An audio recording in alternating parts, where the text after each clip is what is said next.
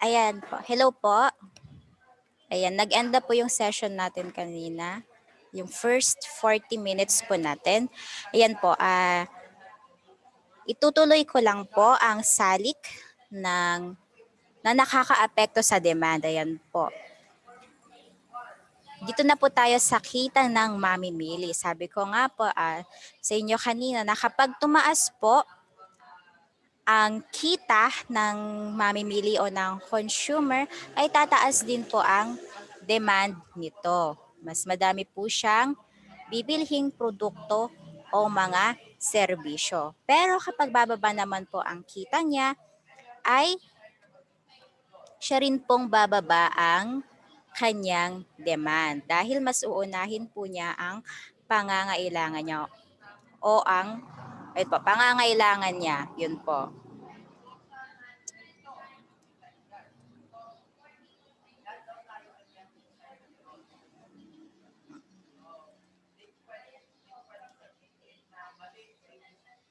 Yan po. Ngunit mga anak, kung nadoble naman ang kita, hindi naman ibig sabihin daw na dodoble din ang demand para sa produkto dahil mayroon lamang sapat na dami ng produkto ang nais na bilhin ng isang mamimili sa isang araw. Yun po. Maaari din na dumating ang araw po o ang panahon na magsasawa po yung consumer sa produktong kanyang ginagamit. At ito po ay ang tinatawag po natin na marginal utility. Yun po ay kapag kumbaga na nakuha na po niya yung rurok ng kasiyahan o yung satisfaction po na paggamit ng produkto, maaari po siyang magsawa na doon.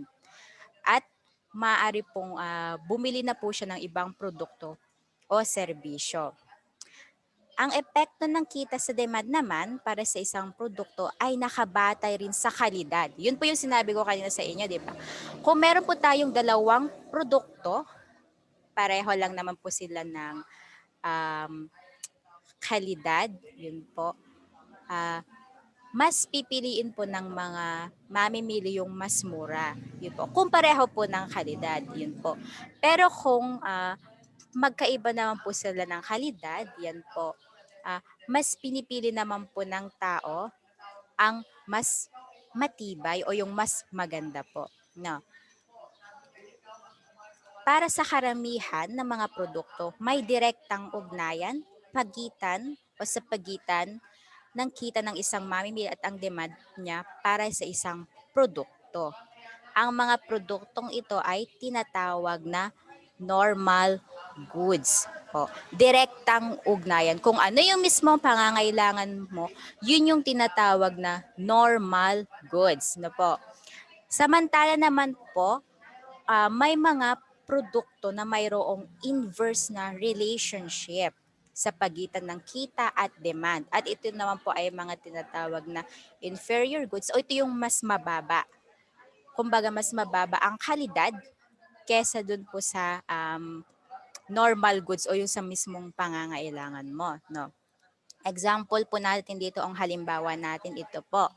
Maaaring mas piliin mo na ang bacon kung tataas ang iyong allowance. Kumbaga halimbawa, ang binibili mo, ang mas tinatangkilik mo ay pansit canton dahil nga yun yung sapat kumbaga sa iyong allowance. Kapag tumaas po yung allowance mo, pwede ka pong mas pipiliin mo na pong bumili ng mas mahal o yung mas masarap na produkto. Yun po. At yung hindi mo po bibilhin na produkto ay tinatawag po na inferior goods. Kumbaga yung pansit canton, naging inferior goods na yun na po yun sa iyo. Yun po ay ang relasyon po ng produkto o sa pagitan ng demand, sa pagitan ng kita at demand po. Susunod naman, pangalawa po sa panghuli nating salik na nakakaapekto sa demand ay ang kagustuhan at panlasa. Yan po. Ang demand para sa isang produkto ay maaaring mabago depende sa kagustuhan, emosyon at kasalukuyang estado ng mga mamimili. Halimbawa, ayan, sa mga mahilig magbasa ng libro. Kung dati yan, nangongolekta na ka ng mga libro. Halimbawa, pocket books yan. Yan po. O kaya mga Wattpad books yan. Yung mga ano ngayon ah, kilala sa merkado lalo na po sa mga teenagers yan. Kung dati po ay kumokolekta ka ng mga libro or ng mga magazine, ngayon naman po ay hindi na masyado, kumbaga limitado na lang dahil nga nag-iiba po ang iyong kagustuhan. Nag-iiba na po. Depende rin po sa iyong kagustuhan o sa iyong emosyon. Dahil nga ayaw mo na sa libro o sa magazine, hindi mo na masyadong pinagtutuunan ito ng pansin. Kumbaga, kung anong nang mas pangangailangan mo ngayon, yun na po yung bibilhin mo. Yan po. Ang epekto ng kagustuhan at panglasa ng mamimili sa demand ay mahirap tukuyin dahil nga po ang tao ay pabago-bago. Yun po. Pabago-bago tayo ng emosyon o yung kagustuhan. Kung sa ngayon, gusto mo itong produkto nito, kinabukasan, kung may nakita ka pong ibang produkto o serbisyo na mas maganda, ayun po yung tatangkilikin mo. Kaya mahirap pong tukuyin. No? Sa pamamagitan din ng advertising, maaaring mamanipula ng mga negosyo ang pananaw ng mga mamimili tungkol sa isang produkto. Kaya nga po 'di ba sa mga advertisement, yan po, mga commercials, yan. Pabonggahan, 'di ba? Kung sino yung mga mas sikat na kilala o mga kilalang personalidad, sila ang kinukuha upang i-advertise sa isang produkto, 'di ba? Dahil nga minsan kasi tayong mga mamimili o consumer, binabatay natin ito sa mismong tao na nagpapakilala o nag-a-advertise ng isang product. Dahil nga paborito mo tong artista na to o itong personalidad na to, kaya bibilhin mo yung produkto dahil gusto mo siyang suportahan. Pero ang totoo niyan, ang sinusuportahan mo po or ang pinapalago mo ay yung mismong may-ari ng negosyo. Na po? Yan po, may isa pa po tayong halimbawa dito. Yan po. Magkaiba ang demand para sa damit na pang malamig sa mga tropical na bansa at sa malalamig na bansa. Ayan po. Depende po yan. Ulit, halimbawa po sa panahon po natin dito sa tropical na bansa ay mainit po, 'di ba? Mainit po sa atin. Kaya ang mga damit na mas binibili po natin o mas pangangailangan natin ay yung mga damit na naaayon po sa panahon natin. Hindi po yung mga damit na naaayon po sa panahon ng ibang bansa. Kung mas malamig sa kanila, mas makakapal po yung mga damit nila. Pero dito po sa atin ay maninipis lamang. Nakaayon po. Yon. At ang panghuli naman pong salik ay ang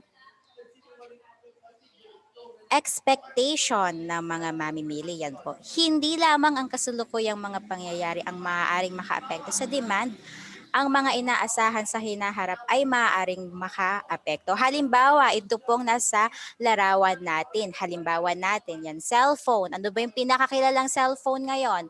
Yan, yung mga gustong-gustong bilhin ng nakararami. iPhone, yan.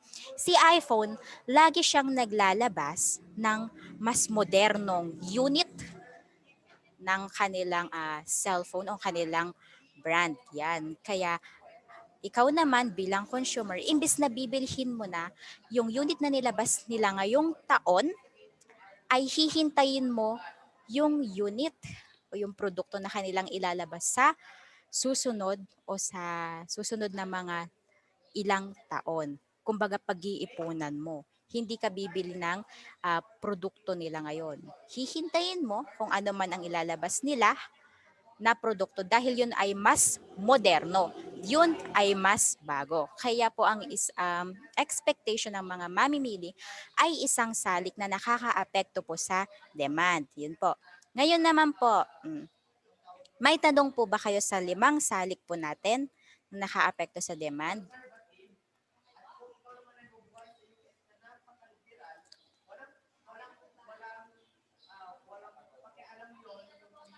Kung wala na po kayong tanong, ayan po.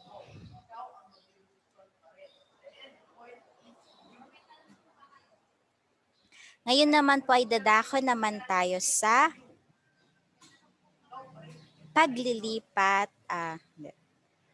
Dadako naman po tayo sa ating demand schedule. Yan. Kung nakikita ninyo kung kanina po ay 3 lamang ang column ng ating demand schedule, ngayon po ay meron na tayong 4 na column. Nadagdagan po ito.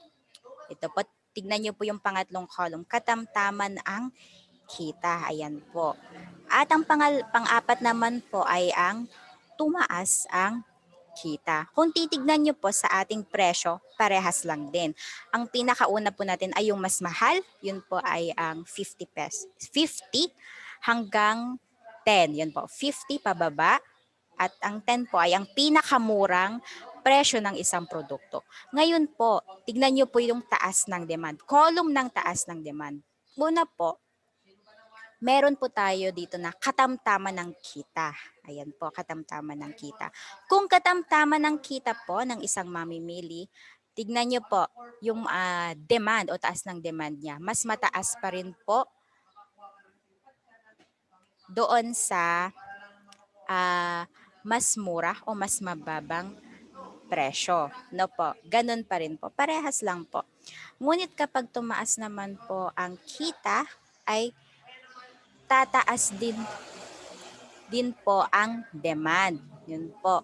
Tumaas po ang kita ng isang mamimili, ay tataas din po ang demand po niya. Kumbaga, kaya na po niyang bilhin ang mga produkto o serbisyo na naayon po sa kanyang kita.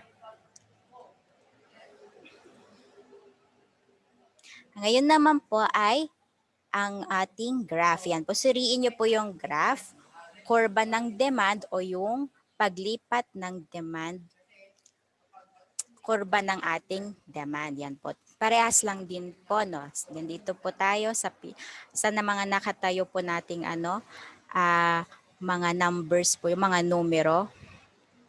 Andyan po ay ang mga presyo ng produkto at ang mga pahiga naman po ay ang laki ng demand. Yun po, tignan po ninyo yung kulay asul po natin na linya. Yan po. Kung titignan nyo po yung legend natin sa baba, yun po ay ang katamtamang kita. Parehas lang din po dun sa pinakaunang kurba ng demand na ipinakita ko po sa inyo. Kung katamtaman ng kita ng isang mamimili, ganun pa din po, hindi mag-move o hindi tataas po ang demand ng isang tao. Pero kapag tumaas naman po yung kita niya, ay tataas naman po ang demand. O kapag tumaas ang kita ng mga tao, ay tataas din po ang demand nila. Ibig sabihin, mas marami po silang produkto o serbisyo na kailangang o mga produkto o serbisyo na mabibili. Yan po. Sunod naman po ito. Kung magkakaroon naman ng bawas sa sahod ng mga mamimili, mawawala ang kakayahan nilang bumili.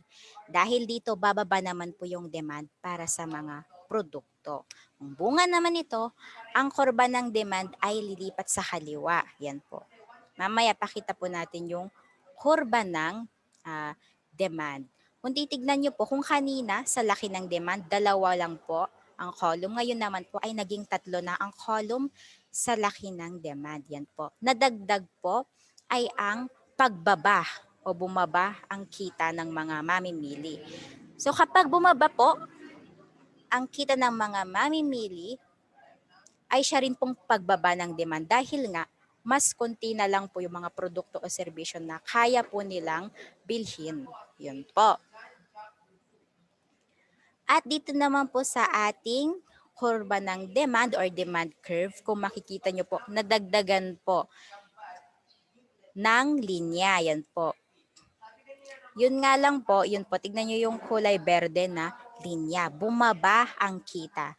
Ibig sabihin lang po nun, kung bumaba po yung kita nila, ay gagalaw po ang kurba ng demand. Bababa rin po. Kaya po, mahalaga po o ang kita ng mamimili ay ang pinakamahalagang salik po sa demand. Dahil dito nakabatay po kung ilan at kung ano po yung mga pangangailangan ng ating mga mamimili o ng ating mga consumer. No po? Yun po ang ating 5 salik na nakakaapekto sa demand. Mga anak, ulitin ko po, ito yung presyo ng produkto, presyo ng mga produktong kapareha o pamalit, kita ng mamimili, ito yung pinakamahalaga, no? Yung kita ng mamimili din, kagustuhan at panlasa, at expectation ng mga mamimili. Yan po. Kaya marami pong, sa demand, mga anak, mahalagang malaman ng mga negosyante, ng mga producer, kung ano nga ba ang in-demand o ang mas pangangailangan ngayon. Lalo na po ngayon sa panahon ng pandemic, kailangan po alam nila kung ano yung mga produkto na ilalabas nila. Dapat tansyado po nila kung ilan ang produkto na kanilang gagawin at ilalabas at ibebenta sa merkado. No po? May tanong po ba kayo?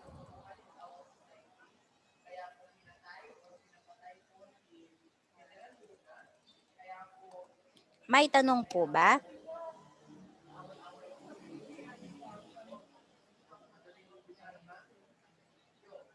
May tanong po ba kayo mga anak? Okay po. Wala po. Ayan po. Kung wala po mga... Yes, sir, wala. Wala. Yan po. Thank you po sa lahat ng mga sumagot. Yan po dito sa chat box natin. Okay po. Kung wala na pong mga katanungan mga anak, Salita ako. kung wala pong mga katanungan, anak, ay standby na po kayo sa inyong Google Classroom dahil ipopost ko po ang inyong activities. Activities po ninyo. At meron po kayong mga mini task na kailangang i-comply din po. No. At tayo po ay magkikita na naman po next week o sa susunod na linggo. Na po.